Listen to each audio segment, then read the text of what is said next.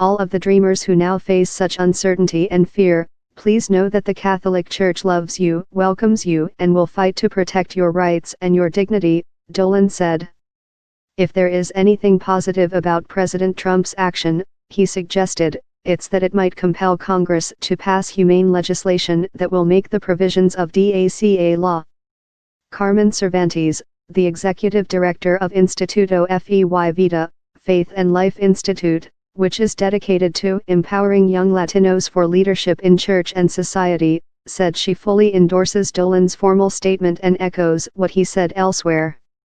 She also agrees with Archbishop Jose H. Gomez, from the Archdiocese of Los Angeles, who said, "The announcement to end DACA is a national tragedy and a moral challenge to every conscience."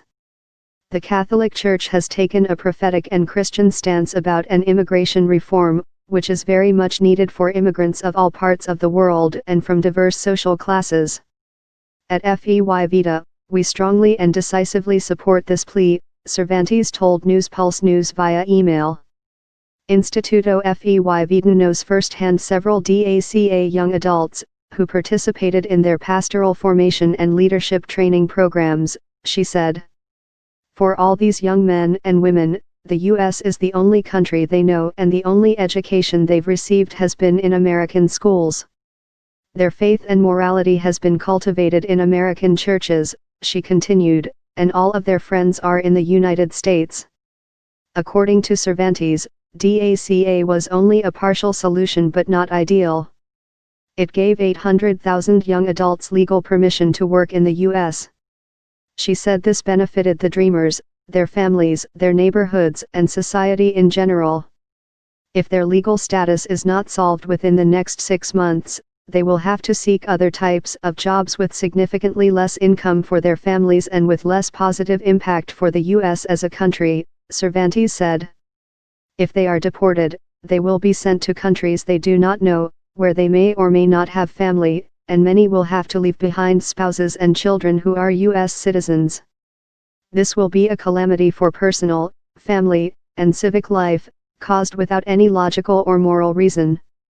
Instituto Fey Vida is calling for bipartisan legislation within the next 6 months to allow these young people to stay in the country. Other aspects of a holistic immigration reform, which is badly needed, could follow, she said. Now is the time to act on this aspect of the law.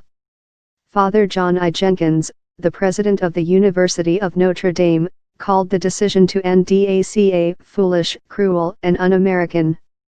Foolish because it drives away talented people the country needs, cruel because it abandons people who have done nothing wrong and have known life only in the United States, and un-American because we have always welcomed immigrants to our land of opportunity, he said in a statement. He called upon congressional leaders to find a permanent solution to this problem and vowed that Notre Dame would continue to support DACA students financially and maintain their enrollment even if Congress fails to act. The Alliance for Catholic Education at Notre Dame also released a statement calling on Congress to find a legislative solution and describing Catholic schools as a safe harbor for all children in recognition of God's love for His people, no matter a child's place of birth. They came to this country as minors, and many remember only the United States as their home, the statement reads.